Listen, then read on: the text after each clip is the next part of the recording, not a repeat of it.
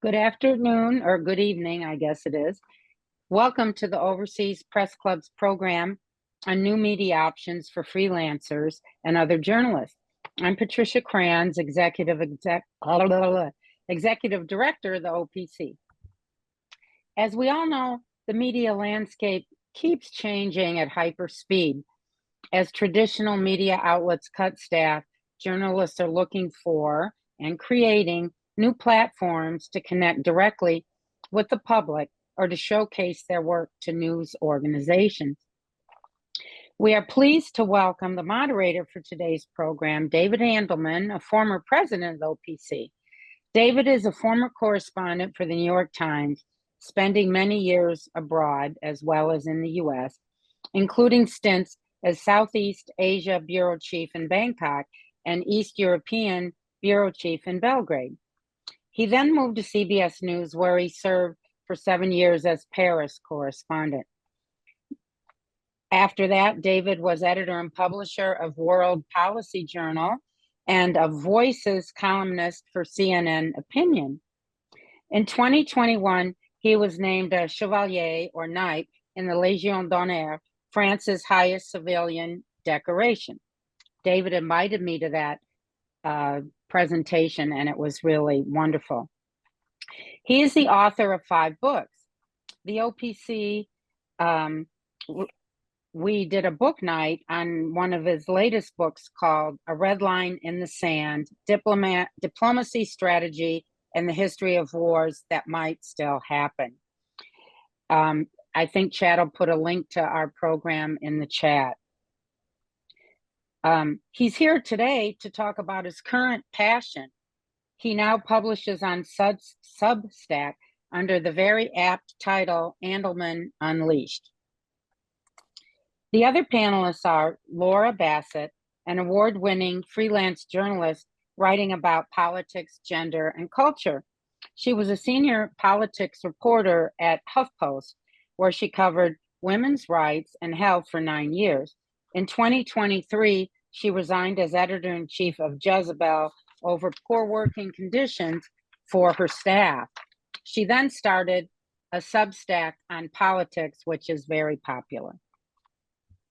Jane Ferguson is a longtime OPC member who has over 14 years experience living and reporting in the Middle East and reporting from the Arab world, Africa, and South Asia. She has won numerous awards, including a Polk, Emmy, Peabody, DuPont, and last but not least, the OPC's Peter Jennings Award in 2021 for the fall of Afghanistan on PBS NewsHour. If I missed something, Jane, sorry. She is a contributor to The New Yorker and a McGraw-Hill professor of journalism at Princeton. The OPC also did a program of her memoir called No Ordinary Assignment. You can find it on our website and YouTube channel, and I believe Chad is putting a link in the chat. Adriana Teresa Latourny is the co-founder of Azura.co, a global platform for visual journalists and storytellers to connect with a global network and license their images directly to buyers.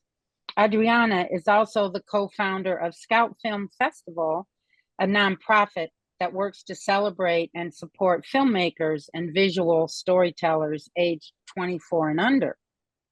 Her career and work at Azura have been featured in numerous publications, including CNN, NBC, The Washington Post, the San Francisco Chronicle, the New York Times, 7 Days, and many others. Our panelists will discuss their work for about 30 minutes and then take questions in the chat. So thank you all for joining, and I now turn it over to David. Patty, thanks so much. You are just such a joy to work with for so many years as executive director, and it's a privilege to be with you, of course, for everybody. Thank you. So, anyway, I've spent my career just about everywhere, across at least 90 countries, not to mention 5 books. But today I like to be known as the creator of Andelman Unleashed on Substack. So I'm going to tell you a little bit about, what we're all about, where we came from, and what we're hoping to be going to. And I hope each of our fellow panelists will then follow and provide the same elucidation. Anyway, I began Andelman Unleashed about 3 years ago. And I began by chronicling the extraordinary election campaign that Emmanuel Macron was waging in France. Then I decided, hey, France is not the only country with critical historic elections. So now we chronicle every national election in every country every year. Today, though, we branched out even further. So I monitor the media on every continent as well, how they're viewing America and themselves and their neighbors also. I live in this whole smorgasbord from time to time with excerpts from my memoir in progress. Don't Shoot, I'm an American Reporter. It's a long story about how I got that title. And our audience, we built our audience from two people, myself and my wife, Pamela Title, also my editor, to more than 5,700 in every state and 123 countries. Now, the goal is to monetize it. And trust me, that's an even harder slog. But I have to tell you, the quality of readers I've acquired and how appreciative so many are is even more gratifying than any centimes they might drop on me for everything from our cartoon portfolio, Friday Zoomversation, and an inscribed copy of my latest book. But it's also wonderful when I hear from, high school classmates of mine I haven't seen in 60 years. It's really fabulous. The people that I meet and the individuals who reach out to me. So, what have I learned about Substack building a site and building an audience? Well, first, it's best to have a few simple, direct themes or ideas. In fact, really a single one if you can. I find I lose more subscribers, yep, even the free ones. Substack calls it disabling me, which I find really disturbing, but you've got to be pretty thick-skinned about it. Anyway, I find I lose more when I deviate from our core mission. So when I publish a memoir excerpt, or I've done a couple of Unleashed Cuisines cooking episodes, I lose a bunch. But then again, I also pick up some. Anyway, excuse me. Each Sunday when I publish The World This Week, I lose an average of 6 readers.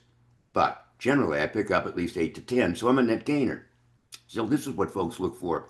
And I get any number of likes and comments which really do compensate for any of the disables.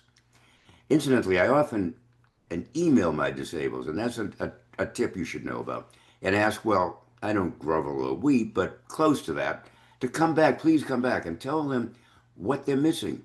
And I have regained some that way. Some have been very appreciative, in fact, of my reaching out to them. So back to creation. I also find that the design really helps. I mean, some get by with just all text.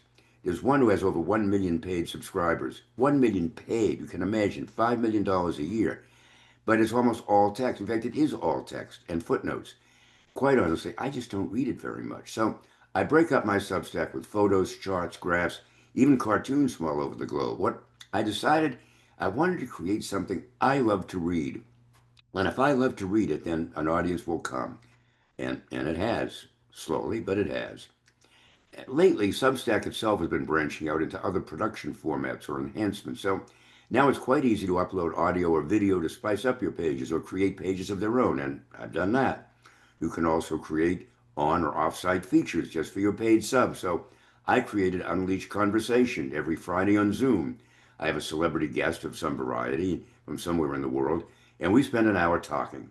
Each week I have subscribers across as many as 9 time zones, and we have most lively and intelligent conversations. And you can offer enhancements. Every annual subscriber also gets a signed copy of my latest book for free. If they renew, they can get a signed copy of any of my 3 previous books. And I'm always looking for new enhancements. So if you have any ideas, I'm all ears. And the great thing about Substack is that it's a community also. It's also its greatest weakness. I get the vast bulk of my subscriptions from subscribers to other Substackers who notice that I've been recommended by them. So I do cross-endorse and encourage others to do that. When I say it's also the biggest weakness, that comes from the top. I find Substack's management, and this is entirely between us, so don't tell anybody about it. I find that management really does not pay very much attention to anyone who doesn't have a substantial and rapidly growing paid audience.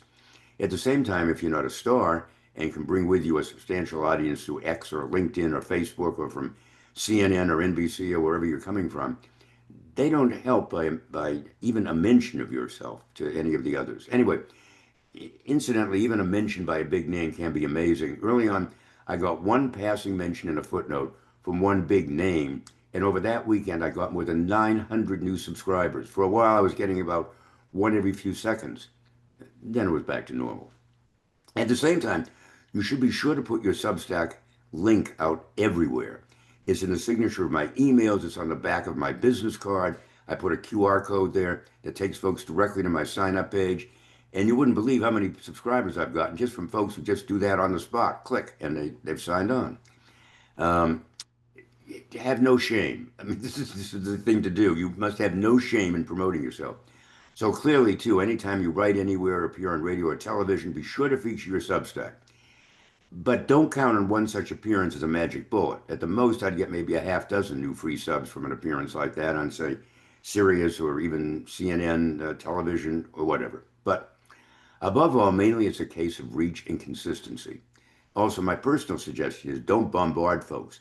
The biggest complaint for those who disable me, from the very few of those who ask why in reply, is that they're just getting too much clutter in their mailboxes and they don't have the bandwidth to read, which is why at the top of each edition I write this line.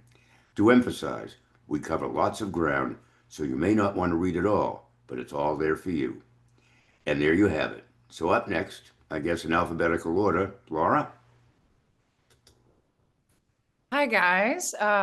Thank you, David. It was really nice to hear you talk about that. I didn't prepare any remarks, so I'm just going to kind of go off the cuff here. I started my Substack 1 year ago. It was, a few months after I had left Jezebel, where I was the editor-in-chief for 2 years. And then after that, I had a job running a few alt weeklies in the Midwest. And both times I was really frustrated with the big companies, these sort of umbrella companies running these small, scrappy publications. And I felt like they were mistreating the writers. And I made the decision to go independent. And so I do both freelance. I write a column for The Cut at New York Magazine now. And I've been writing a little bit for Rolling Stone, for Elle, for various magazines.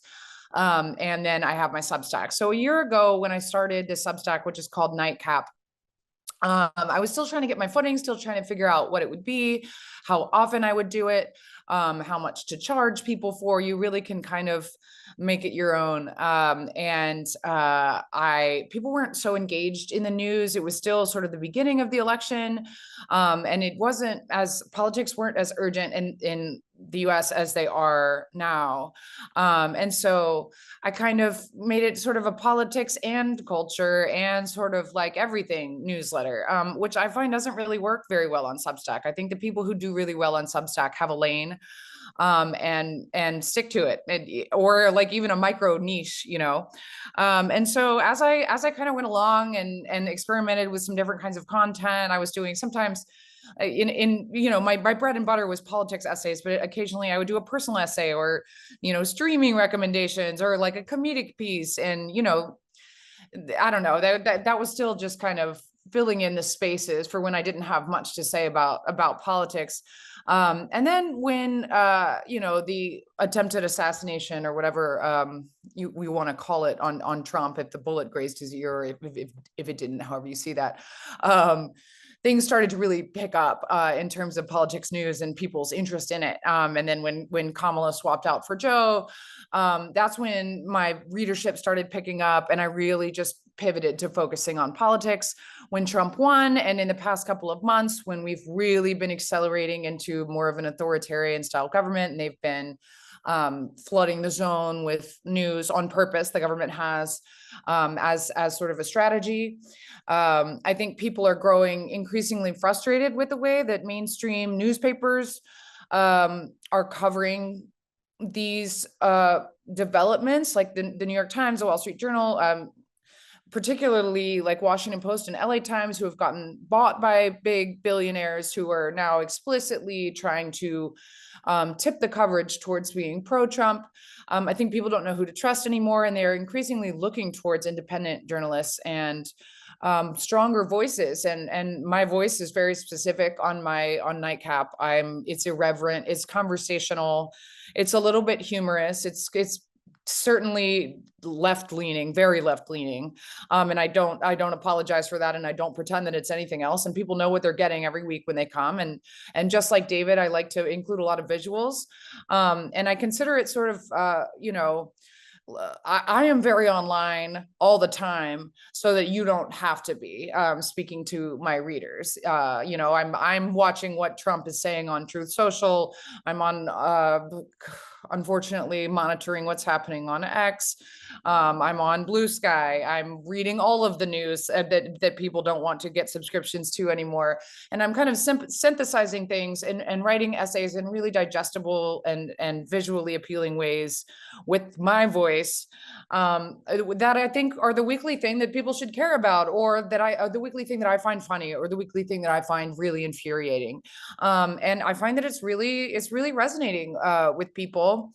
And my paid subscribers doubled in January. And you know, I'm still trying to figure out, nothing's behind a paywall yet. I'm trying to figure out whether it makes sense to start, you know, putting a paywall there, start kind of forcing readers to pay. At this point, it's still sort of a volunteer if you want to support my work. And I hope that people do see how much work I put into it and then want to support this effort financially, because this is, you know, a job that I would like to have permanently, if people like what I do. But right now, I don't have any kind of a paywall situation. It's just pay if you want to support. Yeah, but I just celebrated the one year anniversary a couple of weeks ago, and so we're still a baby newsletter, but I'm certainly really enjoying being on Substack and independent media in general, and it does certainly feel like the future. So that's it for me. You're muted, David. There we are. So next up, I guess alphabetically, it should be Jane. Thank you, David. Well, we'll keep this brief. I have not started my own media company. What I have actually done after many years on the road is start an entirely new platform. I've spent a lot of time as a broadcaster, and I've watched the sort of decline, the business crisis, the crisis of the business model in my industry, and it became pretty clear, in the last few years, that this crisis was existential, and that it would not be solved within, the huge legacy media organizations that I loved and worked for. I think not-for-profit news I would make the exception there. It's just obviously a separate model, but it became apparent also watching journalists exit legacy media organizations and try to make a living in all these different platforms that essentially we were really squatting in other places. Social media, YouTube, Substack, no one had ever really built a monetization platform for journalists. So I came in from the field. I spent some time at the end of 2023 teaching at Princeton, teaching journalism there, but I actually spent a lot of that semester at the entrepreneurship department, with some folks at the computer science department, essentially building out the plans for Noosphere. And so it was informally, I suppose you could say, incubated at Princeton. And when semester ended in January of 2024, that's when Noosphere was incorporated, and we raised our pre-seed with investors. In 2024, we were in stealth mode. Vice effectively collapsed as a news organization that March. Many folks from there, including my now co-founder Seb Walker, came in from there. And we closed our initial round and effectively had a team of engineers in San Francisco build Noosphere from scratch.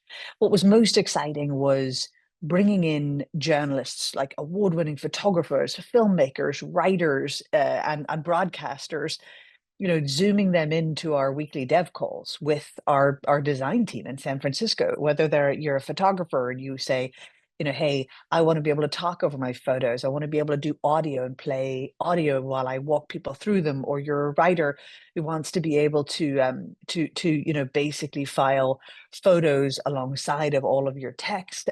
You want to be able to send push notifications to your mega fans. What was so exciting was that we were actually building it ourselves. And that's what we've really done. And we've built the first ever real monetization platform for journalists. It is an app after spending an incredible amount of time under a rock of research or reading the extraordinarily qualitative research that there is out there about consumer habits, especially for young people. And I'm really looking at, like, you know, anyone sort of age 16 to mid 40s, so including the elder millennials like myself.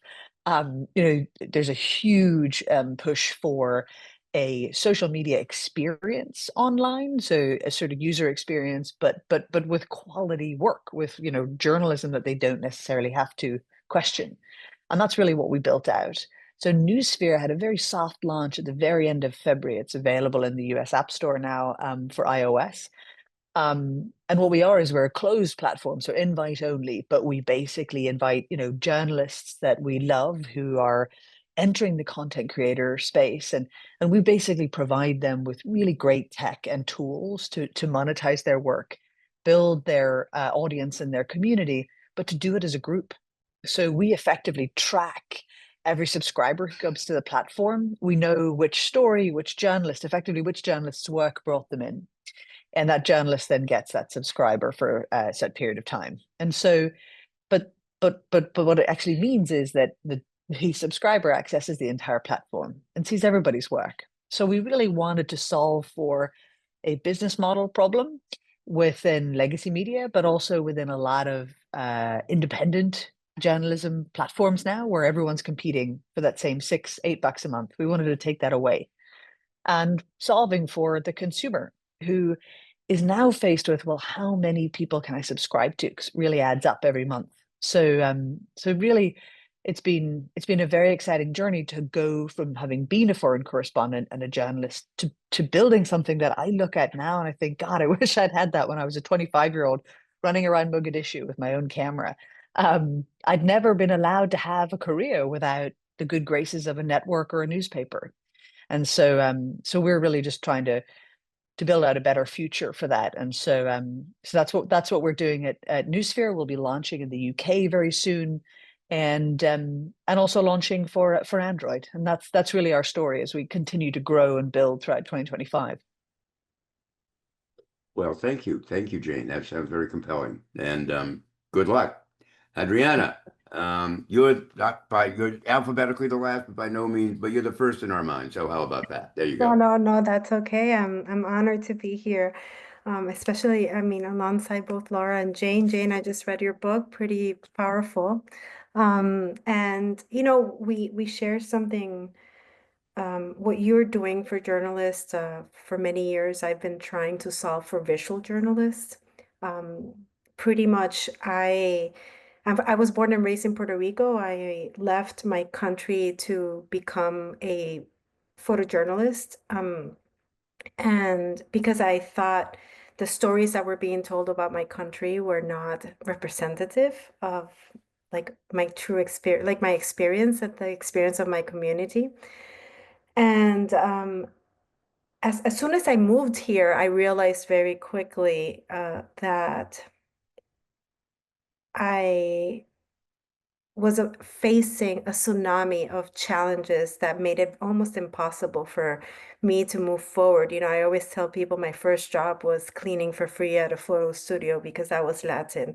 Or when I went to Rolling Stone magazine, my first day they took me to maintenance because I was Latin. So, you know, as I tried to enter the industry, I found a lot of barriers that were that were really unfortunate. And throughout the experience, I decided to, I became mad enough. I always tell people it started to eat me up alive. You know, Laura, you talked about that, like, Laura, you talked about this when it comes to like what was happening in politics. I relate to that when it came to my experience as in trying to enter the industry and break in. And as I did, and I found these challenges, then I found the barrier of sustainability. You know, it was impossible for me to make I was the eternal intern. I worked for free everywhere. I wrote for free for New York Times, the Huffington Post. I contributed everywhere. I did exhibitions for free. I was actually losing money instead of making money, and almost I mean, I feel like for almost 5 years. And it wasn't because I lacked talent, or it wasn't because I was not, good enough or smart enough or educated enough. I had gone to the School of Visual Arts. I had, worked for many incredible photojournalists and visual journalists, Donna Ferrato, Susan Opton. I mean, I was ready. The thing was that the industry itself was lacking from an infrastructure standpoint, with a system that allowed for people who were not already within the industry to become part of the industry. And if you were a woman, if you were BIPOC, if you were, in my case, Latin, it made it really difficult. And that's how Visura was born. Initially, it was born from very deep-rooted frustration and anger. And it started as a magazine, just so that people know. It started as a magazine that I shared with 10 people that were practically my parents and my grandparents and my brothers and sisters. And, I had a partner, Graham Laterney, and he designed it, and I started creating that content. And within a month, it grew to 40,000 people. And in that process, I started getting letters from people from all over the world telling me, I'm a freelance visual journalist. This is my work, and can you see it, please? And what's interesting about that was that I started to realize that I wasn't alone. And I started to have conversations with them. And I honestly, when I look back at my journals and I look back at my research, I've spoken to over 800 visual journalists from around the world. And I've asked them the same question, like, what are you working on? Can you share your work? How do you make a sustainable living? And throughout the years, I started to realize that there was a pipeline problem. The systems that powered the sourcing, licensing, and distribution of visual content was very narrow. And it only allowed for a certain group of people to come in. And almost everybody else was somehow excluded. And because of that, it made it really impossible. It made it really impossible for everybody else to become a freelancer and to become a journalist and become a journalist that could make a living doing what we did. And so I embarked on a journey that's now 15 years in trying to solve this very small problem, which is around the idea of how can we build a platform that empowers, that understands the value of visual journalism, understands the importance of elevating the work of visual journalists, understands the importance of respecting the fact that they need to make a sustainable living doing the work that they do. And the result of that is Visura. It is a global marketplace where visual journalists and storytellers from all over the world come in. They build their website using our technology. They can immediately interconnect to a global marketplace, or I like to call it a community of like-minded journalists, visual journalists and storytellers from all over the world. We have over 180 countries. Actually, no, we have 183 countries represented, which is pretty impressive. And mostly because it's all organic. And then what they do is they build their website, and they can also share their work with other editors, with editors who also build accounts and are looking for work and are looking to license directly from the creators. One thing that we have a lot of questions coming in, so yeah, so I'll wrap it up. I mean, all to say is, my entire life I have dedicated to trying to bridge the gap between the supply and demand so that visual journalists can make a better living, and so we can elevate visual content across the internet, because I believe that is key for the health of our democracy. that's very, very important. There's no question. But I'll tell you an interesting anecdote. While we were talking, Actually, just after I finished talking, I got a new free subscriber from Sebastian Saleh. And I often check out who my subscribers are. So I figured, oh, this is Sebastian, must be on this call. So I checked him out. Well, I found his website. And he describes himself as Sebastian Saleh is an internationally published photographer and multimedia storyteller based in Bogota, Colombia. And he is now a subscriber to Andelman Unleashed. So I am very deeply privileged to have him with us. And I don't know, maybe he's also signed up with you, Adriana. I'm not sure, but it would be interesting to know, I guess. At any rate, that's the kind of synergy that we find that is just so exciting. I think what we should do now is turn to some of our questions. The first question actually came from John Giannini to everyone. How do you pay for licensing of images? Very interesting question. Maybe Laura, you also mentioned that you have on your Substack, you have images and so on.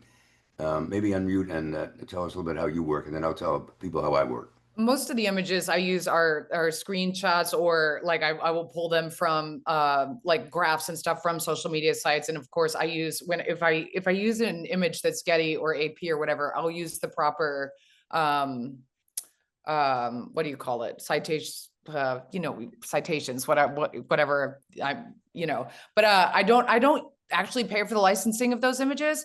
And they've never contacted me about it. If anyone ever gets upset about it, I'll take the images down. But I think my publication isn't a big enough problem to where I need to like subscribe to Getty, as long as I'm crediting the photographer and the organization. Yeah, I credit everybody. There's no question about that. And I do actually subscribe to quite a lot of newspapers, magazines. I read and really look at newspapers, at least 30 or 40 newspapers and magazines on every continent every week, and I pay for a lot of those myself. I figure that gives me just a little bit of license. I have a deal with the Cartooning for Peace people in Paris. They have 350 cartoonists. They're just an amazing organization. I have to credit them. They're just so fabulous, and they've been great friends of mine. I've been to their headquarters and spoken to them and so on. They're terrific. So, but I do try to make sure that everybody gets credit for what we had. And look, I'm basically a not-for-profit. I mean, not-for-profit in the sense that I'm putting in my money and I'm not making any profit out of it. So that I think, John, that's where we are right now. Next is Eddie Ruiz. To everybody, I believe independent journalism faces significant barriers, especially in underserved communities when it comes to covering all available topics, particularly due to the tension between monetization and journalistic integrity. Jane, have you found that also when you were working about that?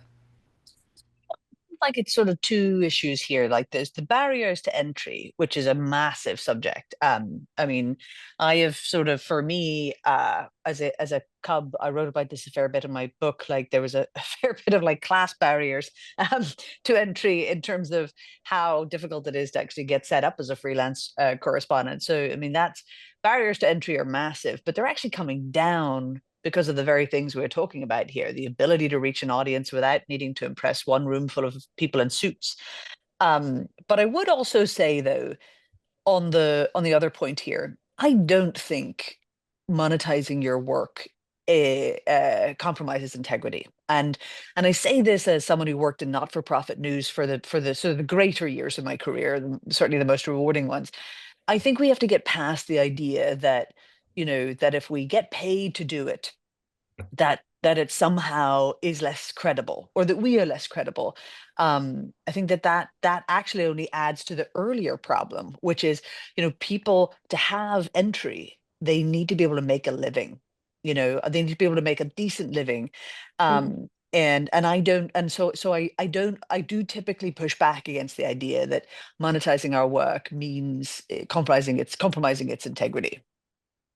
Right. Jane, I want to support what you're saying, and I really, really, really believe that this is a very important message for all journalists and visual journalists, as there is a stigma, and then it accentuates when you are a female journalist, or like you are from an underrepresented community. And I think that yes, the stories are very important, but your sustainability is as well. And as we continue to become, to further dive into our field and become experts in whatever it is that we're focusing on, that is even more so important. Look at Laura, where you are saying you're creating very important content, and you hope that one day you're able to just focus on doing that instead of having to freelance. And I think that's a very important goal. And the system, the industry itself, should be working with all the different parts should be working together to make that happen. No, that's absolutely, there's no question about that. You're very, very right. Okay, we have another question from Jody, who asks, what is your best advice for getting started in independent publishing? What one thing do you each wish you would have known when you started? Well, okay, I guess I can start. The best advice to getting started is just get started. Just do it. And I think that's very, very important. You really have to have a sense of a mission, and you have to be driven by. And by the way, choose something very important to you that is very direct to you. France has always been very direct to me. Elections have been very direct to me. So that's how I started with the French elections, and I branched out from there. If you don't love it, if you don't have a passion for it, that's going to communicate to your readers, to your potential subscribers, even to your paid or unpaid subscribers. The one thing I wish people had told me was, just put out the fact that you're available to be. In my first year and a half, almost 2 years, I had no option for even people subscribing. I finally decided I got to do that because, look, I'm spending a lot of money trying to just make up subscriptions everywhere in the world. So, my advice is give people that option almost from the get-go. But understand that unless you start to really build an audience, you're not going to build subscribers either. Substack says that you should get 10% of your audience as paid. Your unpaid audience is paid. Well, I have over 5,700 subscribers on literally every continent, as I mentioned, in 123 countries. Not as many as you, Adriana, but countries. But we always hope there's an upside. 10% of that would be fabulous. I could really earn a living off of 10%, 500 and some subscribers at $6 a month. So, but that's not happening. You have to understand that may not happen, but keep at it because it is very important. And the reactions I get from people are very important. Laura, what do you want to talk about that also? I think it's an important subject for everybody to have a voice on.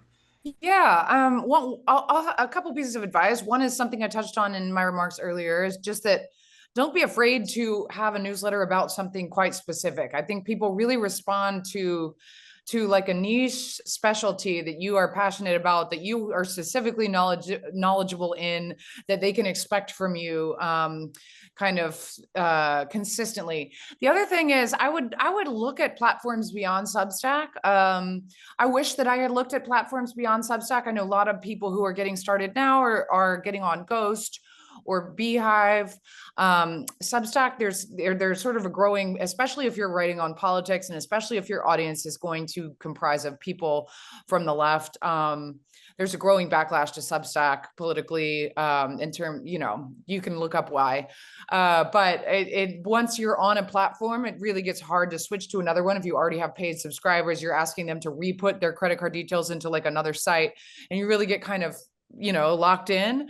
So I would say just kind of research all the platforms that are available before you start your newsletter.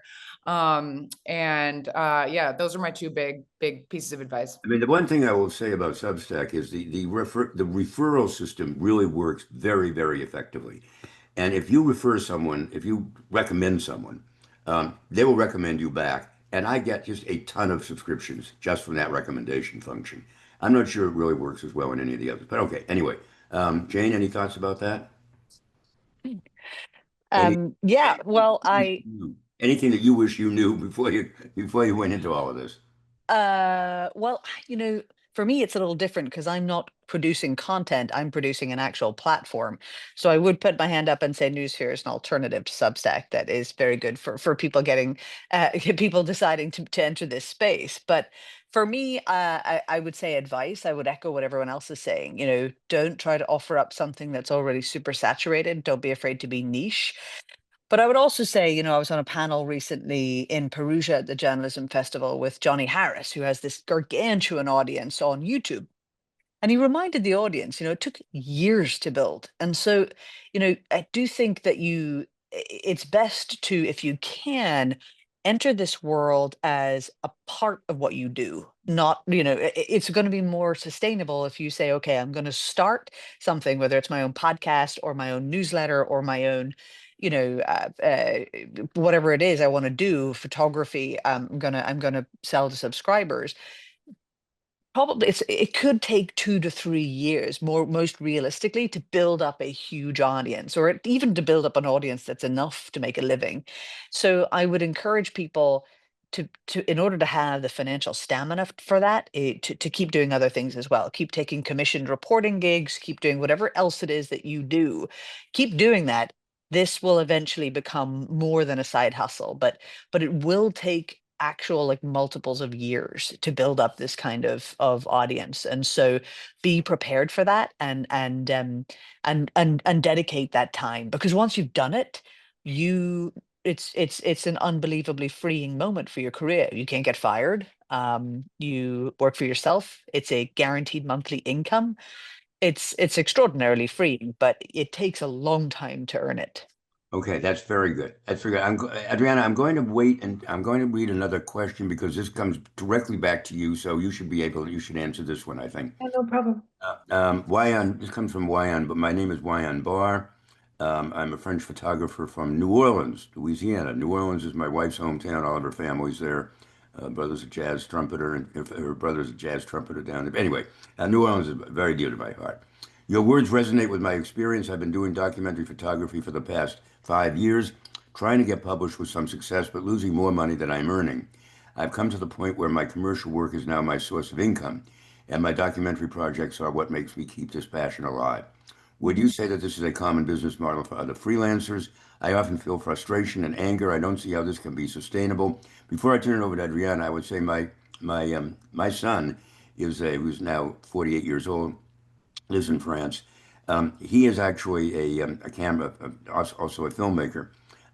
He earns as much money from his commercial film as he does from any of his documentary or other work. So it's not an uncommon complaint, Wyan, and but I think Adriana may have even more comfort for you. I hope. Um, the first thing I'll say is it is almost 9 out of 10 photographers that write to me will share that same experience. And which only for me, it keeps me moving, and it keeps me, every time I think about, quitting, I do not, because of you. So the reality is that yes, you are, for now, because the infrastructures that power the sourcing, licensing, and distribution of content right now do not foster fair trade, do not make it possible for you to make a sustainable living. You are put in a situation where you have to balance and doing work that is commercial, and some people are very passionate about doing commercial photography, but in your case, your passion and your heart is in documentary photography.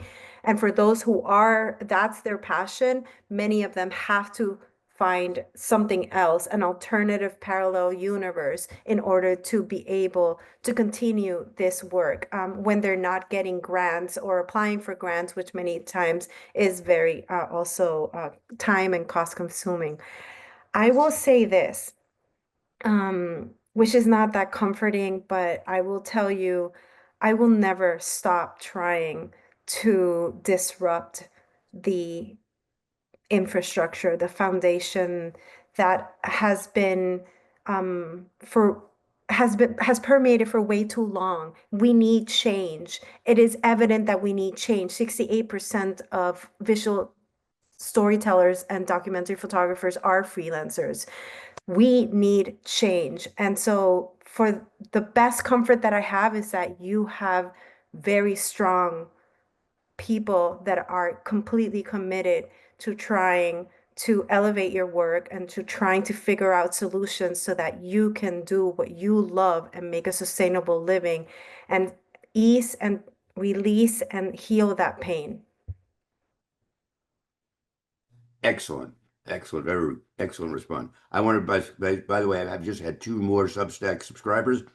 Steve, if you're one of them, thank you. You're a professor at the, I believe, at the Indiana University. And we have one more, Ravs Marwaha. I don't know where you're from, Ravs, but you're welcome also. I'm sorry.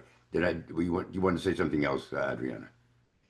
I wanted to answer the question before, the question about growing your audience, if that's okay with you. Hey, For me, what worked was being honest about my journey.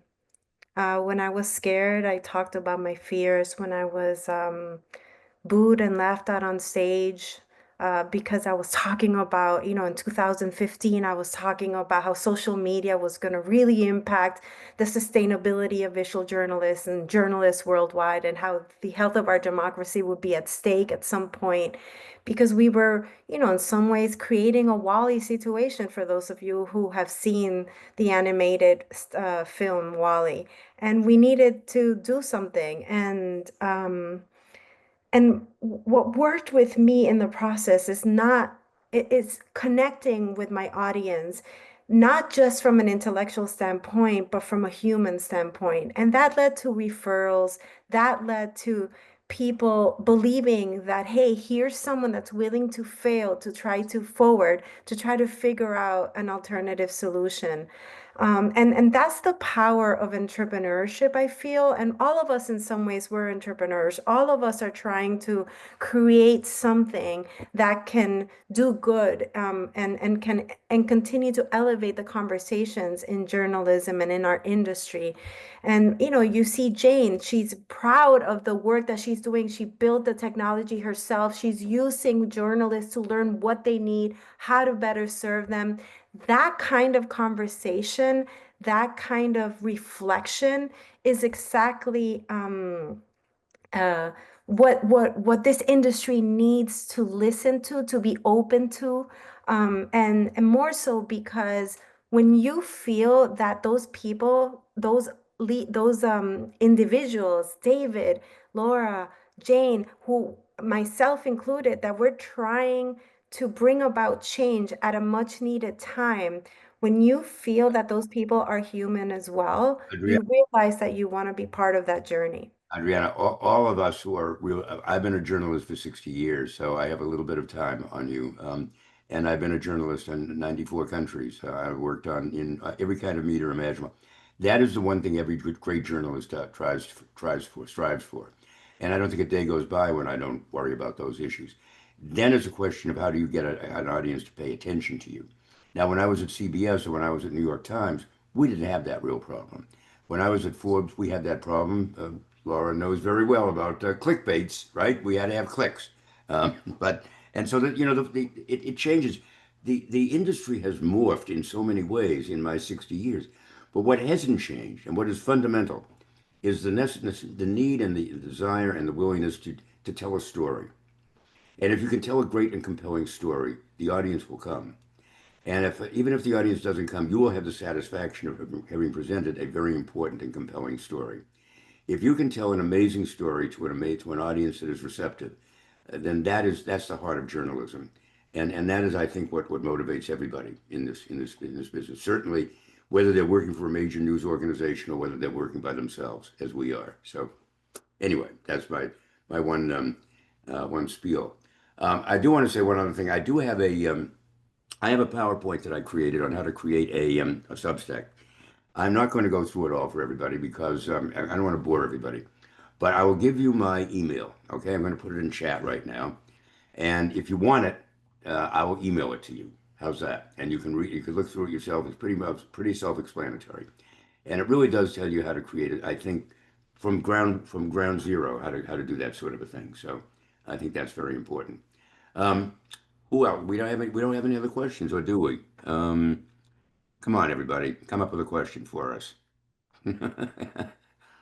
Um, who hasn't talked much? Laura, you haven't talked as much as some of the others. So you have something to say talk about your journey and where you would like to go. Oh, I feel like I have talked a lot.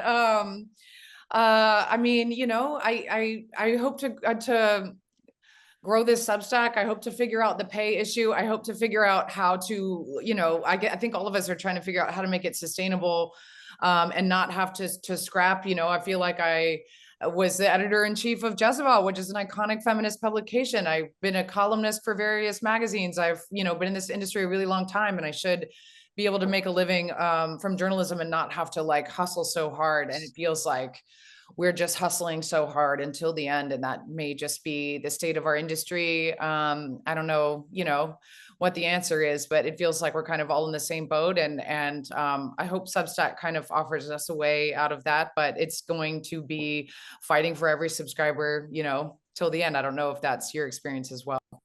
It has been, and I will tell you a few other little tricks, little tips, how you can get, and I acquire them like one subscriber at a time, literally one subscriber at a time. But if you look in the top right-hand corner of the Substack page, you'll see a little round box that says it drops down, and you'll see people in there who follow you. I have thousands of more followers than I do subscribers. But what I do is each time I see a new follower, I give them I have a standard message. All I have to do is copy and paste it. And I say, dear so-and-so, greetings so-and-so, I've now followed you back. And it would be great if you subscribe to me. And if you subscribe to me, I will subscribe back to you. Free, of course. So I may have, I don't know, I probably have thousands of people I'm subscribing to. But I do that anyway. And it's amazing how many of those followers you can convert to actual subscribers in that way.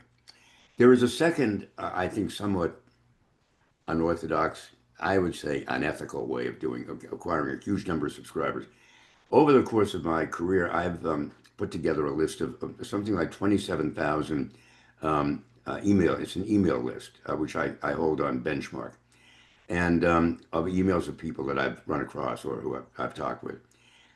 I could, if I wanted to, enter each one of those emails in bulk in Substack, and they would become subscribers.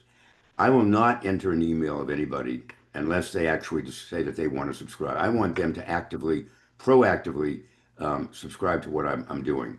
Otherwise, I think you run into a huge problem of, why was I getting this? I'm outraged, and so on and so forth.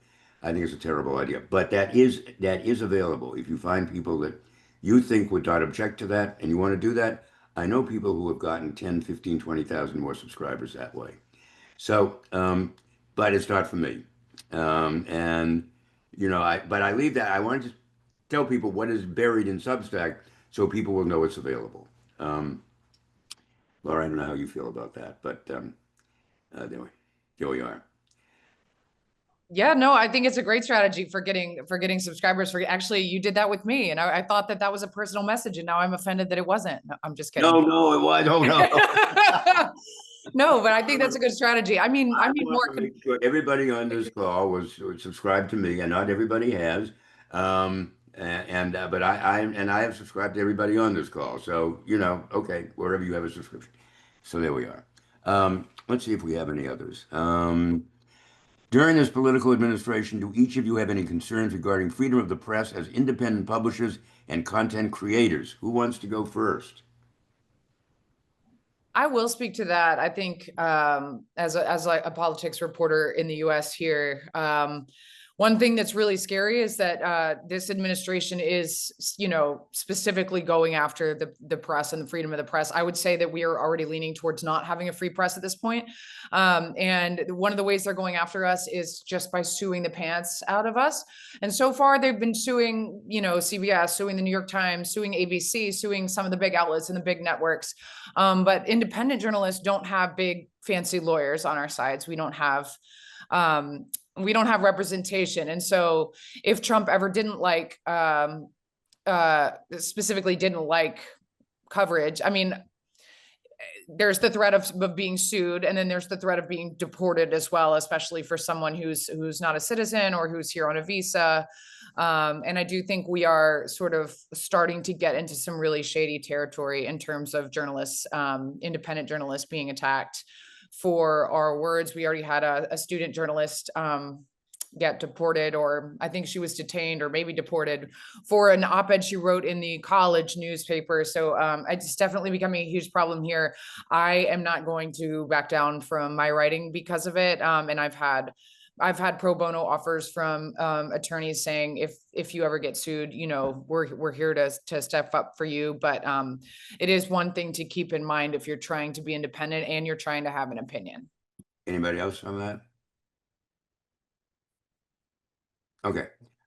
Yeah, it's something that I worry about every day because, well, I did a lot of work for a committee to protect journalists, especially when I was working overseas, CPJ, and I monitored RSF, Reporters Without Borders. Their press freedom index, which just came out over the weekend, actually, it's frightening worldwide, and the U.S. is really is at the epicenter of this. There's no question about that. So we all have to worry about that. And it's something that I monitor when I'm looking at newspapers around the world every week. It's quite extraordinary to see what is actually happening. People are really worried about that, way beyond America's shores, way beyond.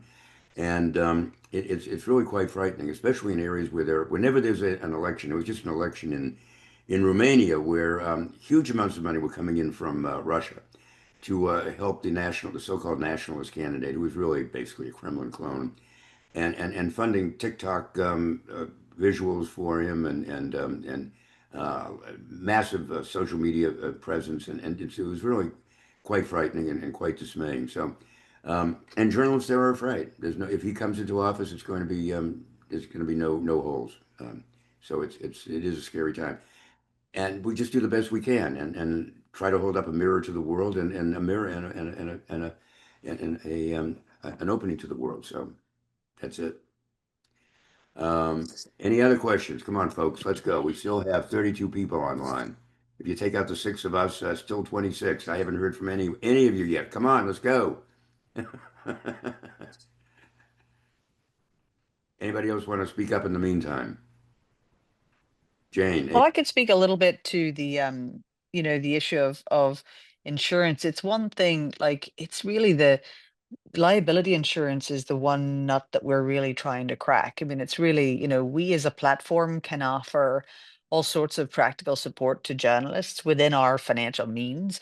Um, we thought we had really, fixed this problem because we found relatively affordable frontline insurance, which was very exciting that we could give journalists who were in Iraq or Lebanon or Ukraine or anywhere on the front lines, like Medivac insurance while they're there.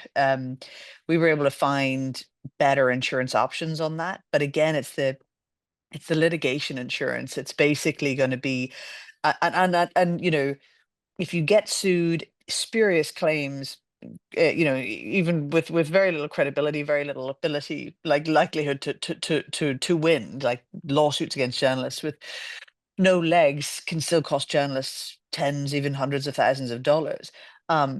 I honestly, pro bono lawyers are going to be really important, increasingly important. I think, in terms of philanthropic dollars spent on journalists, legal funds are all going to become really important. But ultimately, the thing that's really going to protect journalists has got to be the courts themselves.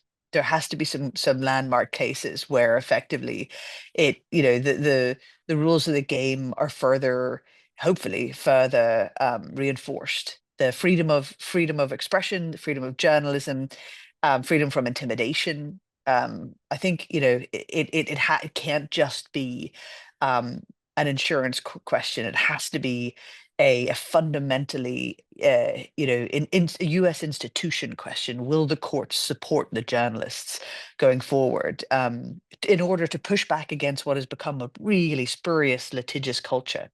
Jane, from your lips to the ears of every one of the justices on the Roberts Court. And